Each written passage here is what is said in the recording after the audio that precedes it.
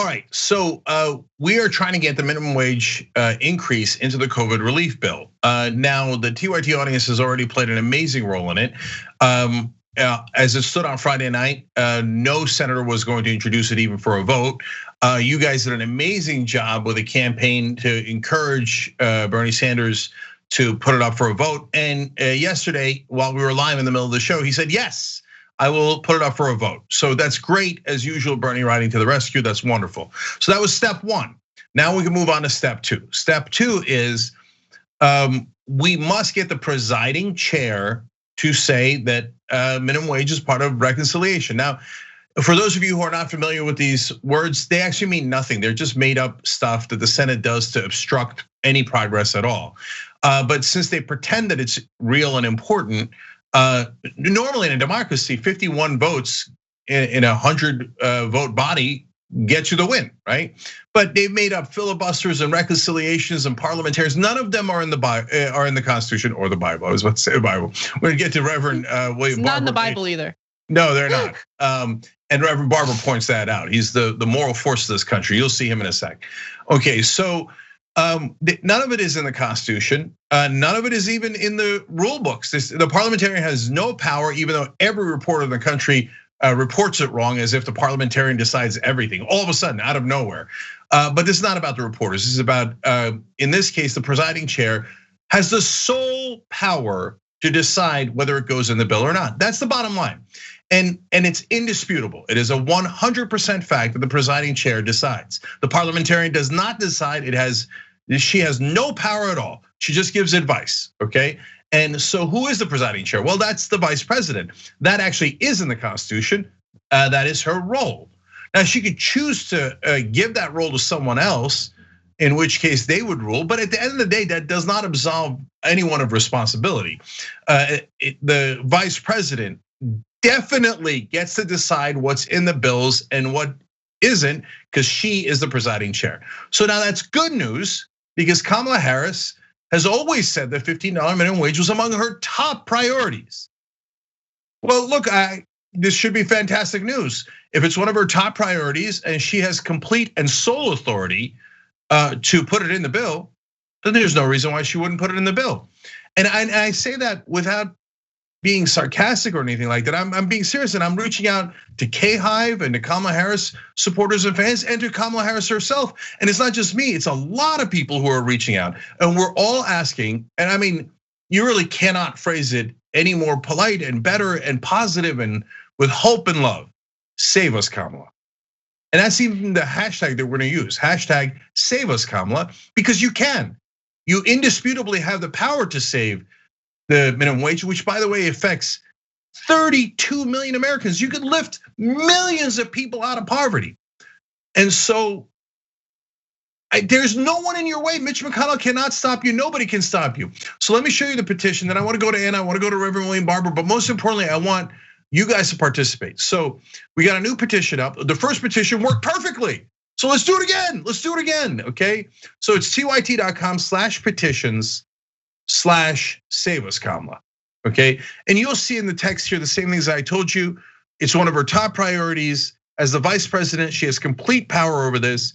And if she puts it in the bill, it will lift millions of people out of poverty. So if you love Kamala Harris and you believe in Kamala Harris, and you're a fan and supporter of hers and a voter of hers, encourage her that she actually does have the power. Just remind her and say, we would love it and you would be our hero. If you're not a big believer in Kamala Harris, well, ask her to do it anyway, right? If you just want the minimum wage, great, ask her to do it. If you believe in, love, and support Kamala Harris, great, then you should help her get to one of her top priorities. So please sign the petition. Again, the last one worked excellent. That's why we're on to step two, otherwise we wouldn't be on to step two. Use the hashtag #SaveUsKamala. Make sure you're tagging at Kamala Harris so she receives it. So definitely tag. And then whenever you can on this issue, use hashtag #SaveUsKamala. And then the last part of it is, last time we did videos, guys, and that also worked great. Bernie got to see you guys. Everybody got to see you guys. Just a quick 30-second video saying why it matters to you, how Kamala Harris can help save you or someone you know or someone you don't know. But tell them why it matters to you, and let's show the politicians generally only see lobbyists and they only see people in positions of power. Let them see you. Those videos are wonderful. So TikTok, help us. K-pop, meet K-Hive. Let's go do this together, right? So put it on any platform you like. We'll try to amplify it. I've amplified them on Twitter through my handle, the Young Turks handle, etc. But whatever platform you're on, we'll find it, we'll amplify, and let's have dozens, hundreds, one day maybe thousands of these videos saying, save us, Kamala. You can put the minimum wage in there. It can pass. It can double people's salaries. Let's do it now. All right, Anna.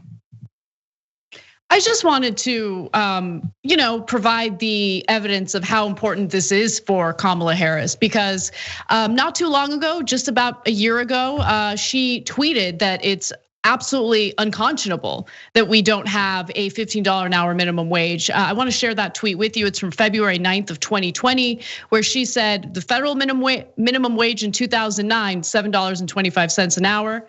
In 2020, $7.25 an hour. She also adds the comment that it's unconscionable. The House voted to raise the minimum wage to $15 an hour, and it's time the Senate does the same. And she has the power to do it. She has the power to overrule the Senate parliamentarian, an unelected Senate staffer, and do the right thing that would be unbelievably popular with voters. But more importantly, that would allow her to carry out what she has claimed is one of her top priorities and her part of her agenda as someone who's now in this new position of power. So let's let her know that she is fully empowered to do this, and she should definitely carry it out. Yeah, I mean, I don't know why everyone in K-Hive wouldn't join us, because do you think she doesn't mean it? If you think she does mean it, and she says it's unconscionable that the Senate is not doing it, well, deliver the great news to her. She's the presiding chair of the Senate. She alone could actually just put it in the bill. Now, for those of you who are gonna say, well, but Manchin and cinema and but the sky and the grass and the rainbows and the unicorn, I know something else is gonna prevent us, right? No, that's step 3. Don't worry about step 3. We have an excellent plan to beat Manchin and cinema. I talked about it before. Once we get past this stage, we'll unveil that and it'll definitely work. But we cannot do it if Kamala Harris doesn't put it in the bill, because then if she rules with McConnell and the Republicans, and by the way, that is what the presiding chair is set to do now. They're set to rule with McConnell and the Republicans. And if they do that, then we have to overcome a 60-vote filibuster. Why would the Democratic vice president rule with McConnell so that the Democrats have a 60-vote hurdle? Again, if you love and believe in and value Kamala Harris, that's a fair question to ask her. You don't mean any harm by it. Like, you're just wondering why. I mean, because you're trying to help her to get the minimum wage she says is so important to her that not passing it is unconscionable. Now, there's one other person, Anna, who agrees that it's unconscionable. It's Reverend Barber. He is, I think, the leading moral authority in the country. He is our generation's MLK, if you ask me. It leads Moral Mondays, just a giant in the faith-based community and in just the community fighting for the average American. So he did a sermon about this just the other day. I want to share a piece of it with you guys because it's so powerful. And he actually talked about Kamala Harris in the same loving and hopeful way that we are. This is her moment. Let Reverend Barber explain. When I see the vice president, yes, she's my sister, but I know she can overrule the parliamentarian and she can force the senators to vote. But then people are saying, no, don't do that. I want to say, Sister Harris, you like Esther, you were born for such a time as this. And when I see people who are dying from poverty and people, poor and low wealth workers, are the last to get any help, but the first to suffer. And for over 9 years, we haven't raised the minimum wage. It was $7 to $7.25 now. $2.13 for tip workers. And these politicians want to hold poor and low wealth people captive in poverty and play games. Republicans want to block. Many have never seen a wage hike they like. And Democrats run on one thing, and then when they get in office, too scared to run on what they said they were going to do. Worried more about some kind of false notion of compromise. Don't you remember the 3/5 compromise kept us in trouble for 250 years? Not one of them swore to uphold a parliamentarian's rule. Not one of them swore. The president didn't swear to do it. The senators didn't swear to do it. And even when I see the president, I love him preach his inaugural sermon from this very pulpit. But when I see him say he's going to listen to the parliamentarian rather than listen to the people, the poor people, the low-wage people who have kept this country alive, who have been the first to have to go to work and the first to get affected and the first to get sick and the first to go to the hospital and the first to die. Reverend Barber, preach it. That is exactly right. There's a reverend out here in the country who understands politics better than almost any politician and almost certainly better than any reporter. Reverend Barber knows that the parliamentarian has no power. And look, he is great allies with Biden and Harris. And he is saying out of love, you were born for a moment such as this, Kamala Harris. And this disproportionately affects black and brown people in this country, and it most certainly affects poor and middle class people in this country. And so there is a moral imperative here to go help those people. And the good news is that Kamala Harris can do that. The question is she going to do that? They might be voting as soon as tomorrow. We have got to get that hashtag going. We've got to get the videos going, and we've got to get the petition going. And Reverend Barber is right. This is a racial justice issue as well as an economic justice issue. So if this isn't why we elected Biden and Harris, somebody's got to tell me what it was. Why did we elect them? I get it. Trump is a monster. But are we going to do anything positive to lift people up? And Joe Biden, last thing on this. Joe Biden, let's talk about you for a second. What's going to be your legacy? COVID relief bill. Trump did 2 COVID relief bills.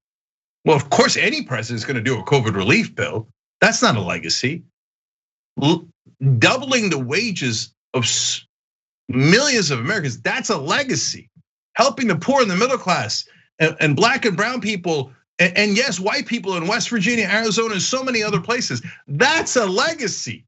So we got to ask Biden and Harris, who are you? What are you about? And what are you willing to do? If you say no, the obscure, arcane, powerless parliamentarian is more important than Reverend William Barber, more important than racial justice, more important than lifting people out of poverty, and more important than your voters, then I would question your priorities. But we're not there yet. So Kamala Harris still has a chance to do the right thing, and we hope and believe that she will. Hashtag save us, Kamala. All right, Anna, anything else? No, thank you for explaining that. Obviously, Cenk isn't doing shows on Tuesdays with us because he's working on his book. But when we come back from the break, Francesca Fiorentini will be joining in to help me talk about the rest of the news we have prepared for you guys. Cenk, thank you for being here. And it's weird talking to you as if you're a guest on this show. So yeah, I know. I guess we'll just go to break. Yeah, no, hold on. One last thing, guys. Guys, I want you to understand, you have the power to change the world. You do. Just like I ask people in Congress to have the courage to use that power, and just like we ask people in media to have the courage to actually understand the issues, wish us luck on that one. But anyway, but you guys actually do have the power to change the world. Follow what we're saying, and I guarantee you results, and I guarantee you victory in the end. But we got to work together, and now we got elected officials on our side, we got preachers on our side, we got progressive groups on our side. We're gonna win this thing. Let's go out and do it together. Love you guys. Thanks for watching The Young Turks. Really appreciate it. Another way to show support is through YouTube memberships. You'll get to interact with us more. There's live chat emojis, badges. You've got emojis of me, Anna, John, JR. So those are super fun. But you also get playback of our exclusive member-only shows and specials right after they air. So all of that, all you gotta do is click that join button right underneath the video. Thank you.